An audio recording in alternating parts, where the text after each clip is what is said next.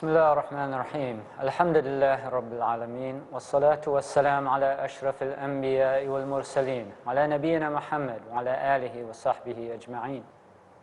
Assalamu alaikum wa rahmatullahi wa barakatuh. Welcome to another episode about Islamic legal maxims, al-Qawaid al-Fiqhiyya. The subject of today's episode will be darurat tubih al-mahdhurat, which means necessities render the prohibited permissible. And this is a subsidiary of the major maxim, al-mashaqqatu tajlibu at-taysir. Hardship begets facility. As we mentioned in an earlier episode, hardship is of two levels. One is darura and one is haja. So today we'll be talking about darura, which is the most extreme level of hardship. These are needs which, when they're disrupted, they create unbearable difficulty. If they happen in a society, it leads to widespread chaos and the disruption of normal life. And when it happens to an individual in particular, then life becomes unbearable. Because this principle allows for the relaxation of normally strict rules, then there have to be parameters for it to be applied according to the intention of the lawgiver. The lawgiver provided these rukhas. Rukhas is a relaxation of a normal strict rule. And the Prophet ﷺ, in one hadith, he mentioned that Allah loves that people, they avail themselves of the dispensations, the rukhas that Allah has provided them, but also we're not supposed to transgress. So, what are these parameters that we have to observe in applying this maxim? First of all, as we mentioned in another episode, the necessity must be present and not just anticipated. So an example from classical times was people are on a ship, they're sailing in the ocean, and they see really dark clouds on the horizon and they're coming towards the ship. So they know that a really big storm is going to hit them. So the people who run the ship, they can't just start taking passengers' belongings and throwing them overboard, because if the storm hits them and it becomes necessary at that point to get rid of some of the weight on the boat in order for everybody to survive, then it becomes lawful for them to do that, but not when it's just a maybe. Now, one of the examples that we discussed, we're doing a book on this in the institute where I work, we discussed an example that one of our researchers had suggested. We discussed it at considerable length because the issue was very much, controversial. To what extent is the danger present? The whole issue of overpopulation and the great numbers of people using resources, degrading those resources to a point where the planet will no longer be able to sustain the number of human beings at the current level. Now, there are signs of degradation of the environment all over the place. The glaciers are melting everywhere, the ice caps are melting. Most climate scientists agree that this is due to human impact upon the environment, the burning of fossil fuels in particular. The fish stocks in the ocean are being decimated by overfishing. There are various signs of environmental distress all over the place. But does this allow a government to step in and say, you know what, you can't have any more children, to people who have 3 or 4?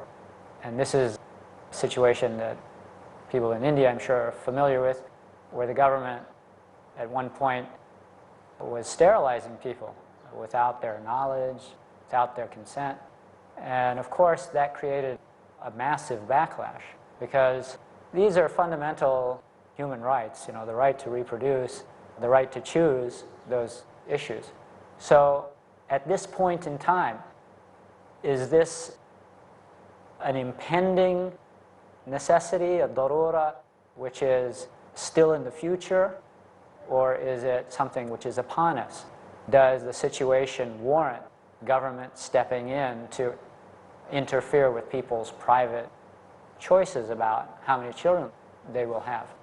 And when phrased in that way, I agreed with my colleagues that governments are not justified in stepping in on that level. The second parameter for how this principle works is that the period of the relaxation lasts only as long as that pressing need is existent. So if you have a need that comes into existence and that triggers the relaxation of a normal rule, that need continues for a period, and then the situation changes and the need disappears. As soon as it disappears, then the permission also disappears with it, and the rule returns back to its original status. The normal status is that the act is prohibited. And because of that being an important principle, jurists have actually mentioned a separate maxim for it. It says, مَا أُبِيحَ لِلضَّرُورَةِ بَطَلَ بِزَوَالِهَا. Anything permitted due to the existence of darura will cease once it has passed. Okay, and then another parameter is that there should be no lawful alternative to the prohibited means that a person is using in order to deal with this crisis situation. So if you have a lawful means to still satisfy your need, you can't say, I'm forced to use these unlawful means, which is pretty straightforward and clear. If there are a number of prohibited options, and there are no lawful options in dealing with a situation, and there's a number of prohibited options, and the seriousness of the prohibition differs between option A and option B, then the less serious prohibition is the one that should be chosen in that circumstance. Also, you sometimes need expert consideration in order to determine whether a situation has reached the level where the prohibited becomes permissible. Now, a classic example of that is morphine. There are certain operations and certain kinds of illnesses where, obviously for an operation, you would normally need anesthetic. There are certain illnesses which are critical and you're going to die from it, like certain kinds of cancer. They're incredibly painful.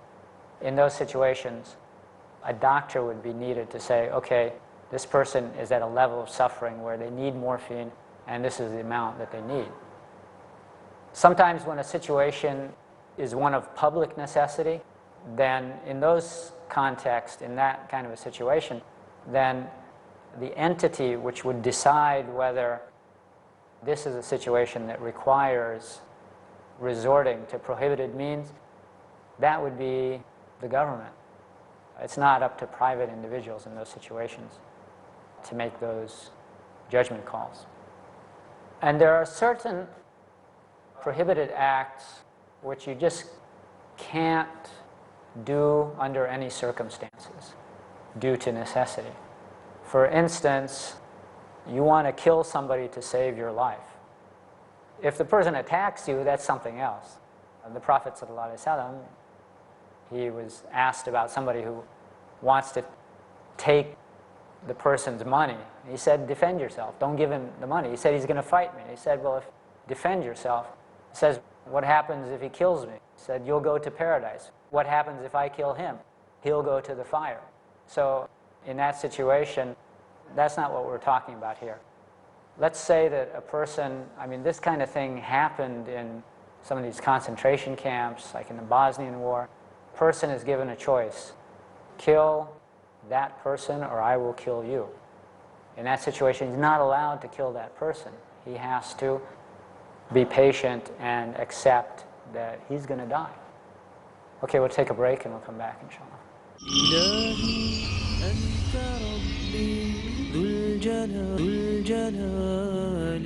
Assalamu alaikum wa rahmatullah. Welcome back.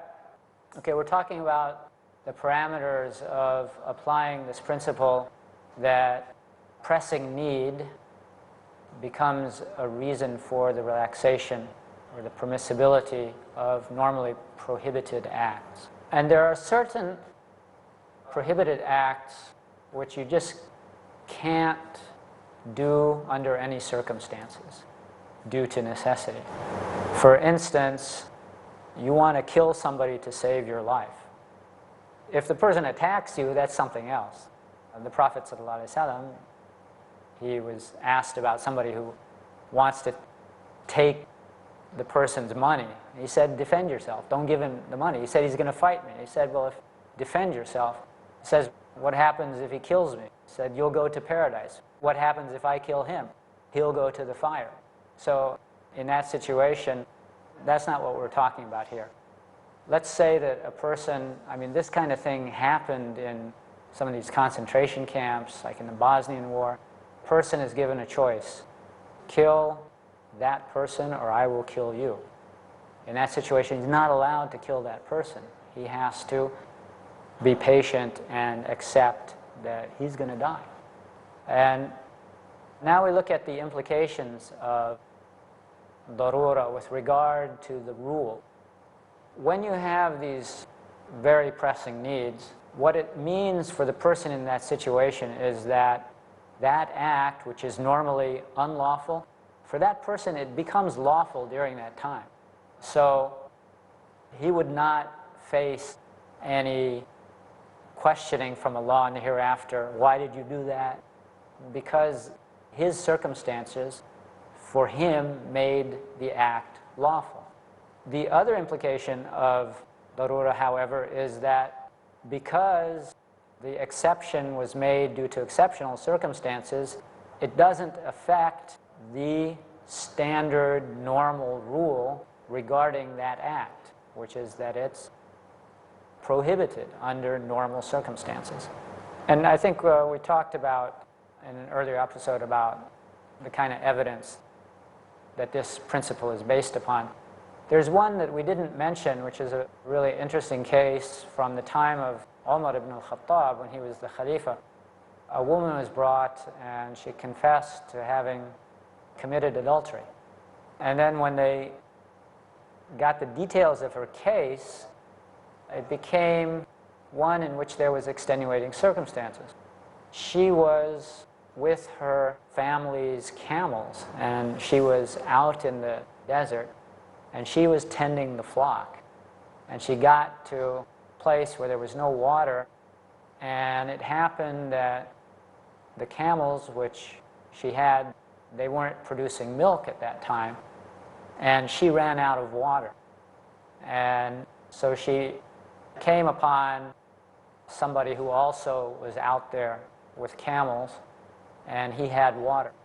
And she asked him for water, and he refused unless she allowed him to have his way with her.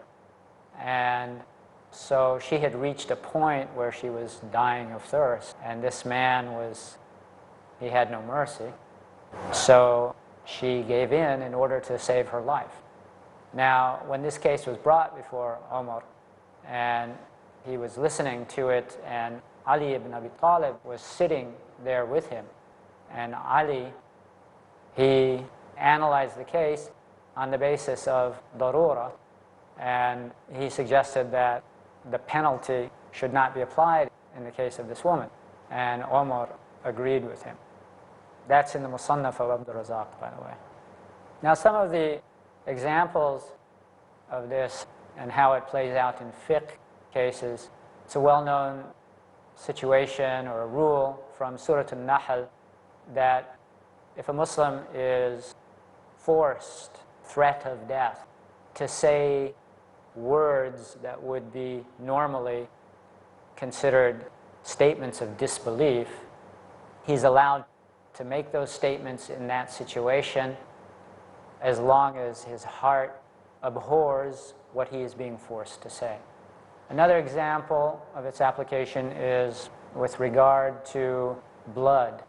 Blood is najis. It's one of the impure substances.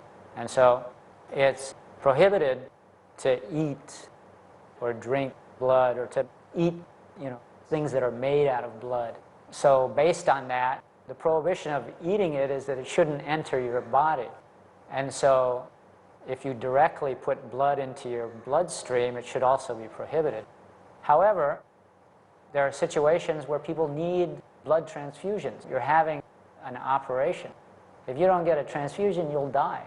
So the rules of ritual purity, they are subsidiary to the Sharia's objective of protecting life. So in that situation, it's virtually a matter of consensus that blood transfusions are lawful. Another example is with regard to autopsies. As I repeated numerous times in the course of this series, one of the objectives of the Sharia is to preserve human dignity. وَلَقَدْ كَرَّمْنَا بَنِي آدَمَ. Allah says, we have honored the children of Adam. And one of the items of evidence for this principle is that it's prohibited to do anything to demean a dead person. Even while you're alive, you're supposed to be treated with respect and honored also after you die. So it's prohibited to break a person's bone after they're dead, just as it's prohibited to do so when they're alive. And so based upon that, autopsies are prohibited. The normal rule would be that you can't cut somebody open after they die, because it's a way of showing disrespect for that human body.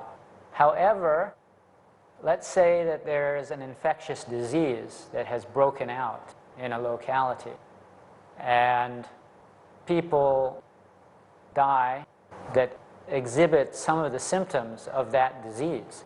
Now, the authorities in that situation, they need to be able to determine whether those people actually died from that disease in order to know how fast the disease is spreading, and in order to know what kind of procedures need to be put in place in order to try to prevent that disease from spreading further and killing other people. So in that situation, performing an autopsy on those persons would be permissible based on this principle. Now, this is a kind of a sidebar, but there are other justifications for performing autopsies in certain other cases, but it's not based upon this principle. It's based on other principles. Like, for instance, medical students, they need to know how the human body is put together in order to be able to develop the level of skill in delivering medical services that is expected in our era. So for them to perform autopsies in order to learn their profession, to become skillful at their profession, there are plenty of scholars who allow that with certain qualifications about how it's done, but the basis for allowing that is not because of darurat. It's maslaha, general benefit, and things like that. With regard to the application of the principle in Islamic finance or in financial issues, the normal rule for putting your money into a conventional bank is that it's not allowed. If you're a Muslim, you're not allowed to do it, even if your account is not an interest-bearing account, because you are giving your money to them and allowing them to use it for interest-bearing purposes, so you are facilitating an evil. However, let's say you live in a non-Muslim country, there are no Islamic banks, and the place where you live, there are a lot of robberies and there's no place safe to keep your money except a bank. In that situation, that would become a cause for a relaxation of that normal rule to put it into a non-interest bearing account in order to protect your wealth, because preserving wealth is one of the major objectives of the Sharia. Another example, that normally people are supposed to be able to use their property according to their choices. But let's say that there's a financial crisis in a country and suddenly people want to transfer their funds out of the country to another location. Now, if everybody with money does that, the economy of the country will drastically suffer, and people will lose jobs. All kinds of really bad things will happen regarding people's ability to survive and livelihood. So in that situation, the government has the right and perhaps the obligation to step in and say, wait a minute, you can't transfer your funds right now. You have to keep them here, because otherwise there will be too much harm to the society as a whole. Another example that I used to hear a lot when I was a fairly new Muslim, with regard to insurance for your car. If you don't get insurance, in many countries you can't drive a car. And if you're living in places where the transportation system is pretty poor, public transportation is not very good, then it's very difficult for you to get to your job on time without a car. So in those situations, for you to take conventional insurance when there's no alternative to it for your car, that would be lawful, inshallah. Wassalamu alaikum wa rahmatullahi wa barakatuh.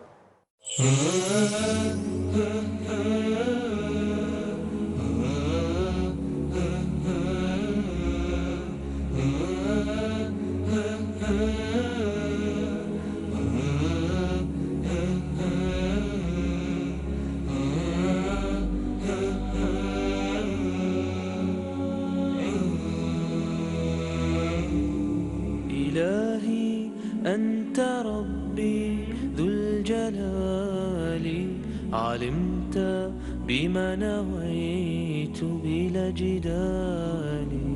إلهي قد أتيتك فاعف عني، وهذا ذل يغني عن سؤال.